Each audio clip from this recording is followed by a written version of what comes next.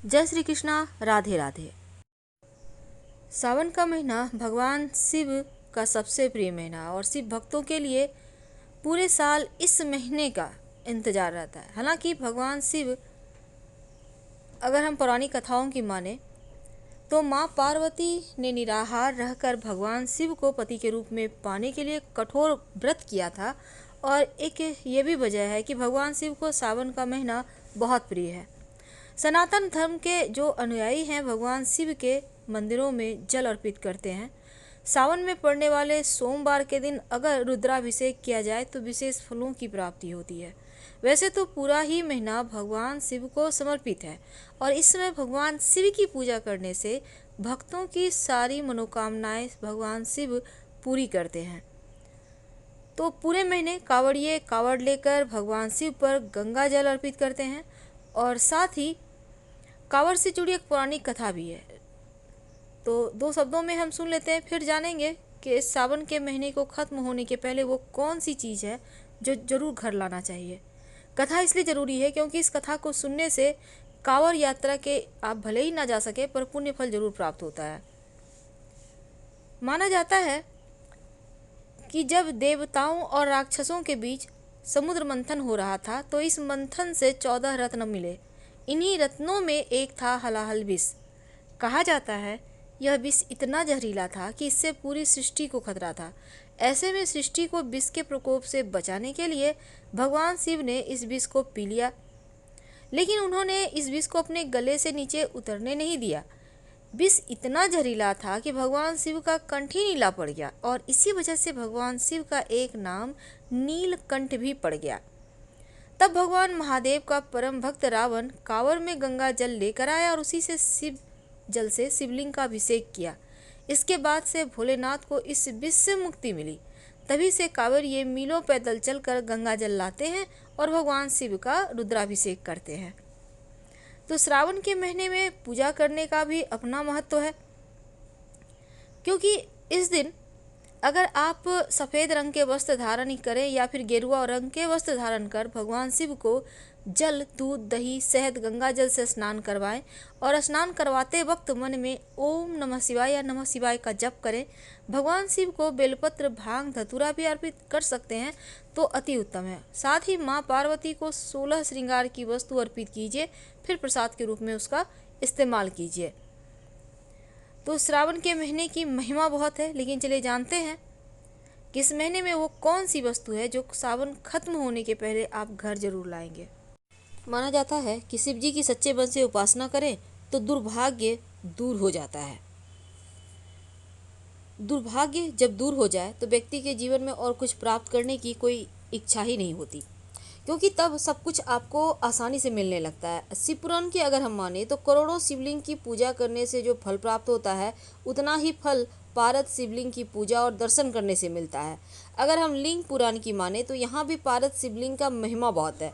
माना जाता है जिस घर में पारद शिवलिंग की पूजा हर रोज होती है वहाँ सभी तरह की समस्याएं जैसे पितृदोष, काल सर्प दोष, वास्तु दोष खुद ब खुद समाप्त हो जाते हैं। इसलिए इस महीने में पारद शिवलिंग घर में जरूर लाएं और लाकर स्थापित कर उसकी नियमित रूप से पूजा करें। हर कष्ट मिटते हैं, सुख बढ़ता है। दूसरा है गर्भ गौरी रुद्राक्ष। एक विशेष प्रकार का रुद्राक्ष है जो दो होते हुए भी एक दूसरे से जुड़े रहते हैं। आप इसको जुड़वा कह सकते हैं। जिन लोगों के वैवाहिक जीवन में मुश्किलें हैं, परेशानियां हैं, संतान नहीं हो रही, उन्हें इस रुद्राक्ष को सावन के महीने में घर लाकर अपने पूजा स्थान पर जरूर रखना चाहिए और पूरी श्रद्धा से पूजा करना चाहिए। हर कष्ट मिटते हैं। तो पहली चीज़ है भस्म। शास्त्रों की अगर हम माने तो जहाँ अन्य देवी देवताओं को सुंदर वस्त्र, आभूषण उनको प्रिय होते हैं, लेकिन भगवान शिव का गहना थोड़ा अलग है, क्योंकि उनको भस्म बहुत प्रिय है और वह शरीर पर लगाए भी रहते हैं। तो सावन माह में अगर आप भी भस्म घर लेकर आते हैं और शिवलिंग पर भस्म लगाते हैं तो शिव जी शीघ्र प्रसन्न होते हैं, आपका घर अन्न धन से भर देते हैं। दूसरा है चांदी या तांबे का त्रिशूल। आप एक छोटा सा चांदी या तांबे का त्रिशूल मार्केट में मिलता है, आप खरीद कर ले आइए।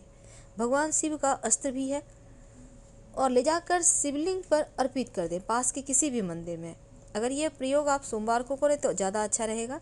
अब वहाँ पर जाकर अर्पित करने के बाद पूजा अर्चना कर लें। फिर इस त्रिशूल को उठाकर घर ले आए।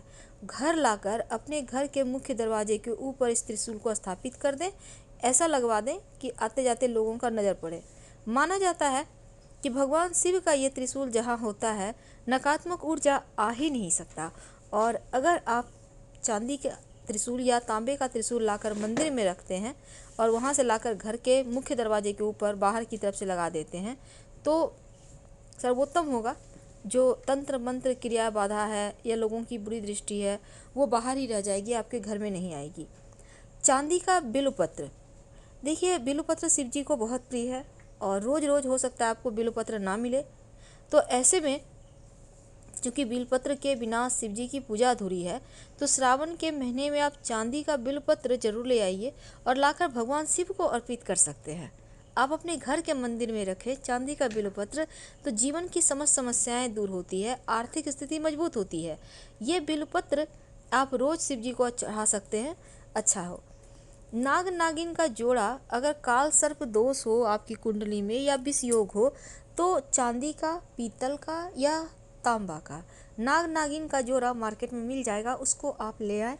लाकर शिव जी के मंदिर में जाकर शिवलिंग के ऊपर इसको अर्पित कर दें, क्योंकि शिव जी का वाहन या आभूषण है नाग। तो ऐसे में आप अर्पित करने के बाद इसको बहते हुए जल में प्रवाहित कर दें और बिना पीछे मुड़े घर आ जाए। ऐसा करने से आपके कुंडली का काल सर्प दोष खत्म हो जाता है और साथ ही विष योग भी समाप्त हो जाता है। रुद्राक्ष, हिंदू धर्म मान्यताओं की अगर हम माने तो भगवान शिव के आंसू जहाँ गिरे वहाँ रुद्राक्ष पैदा हुआ। तो सावन के महीने में अगर आप रुद्राक्ष घर लेकर आते हैं तो धन धान्य की वृद्धि होती है, जीवन के सभी संकट दूर होते हैं और सकारात्मक ऊर्जा प्रवाह होता है।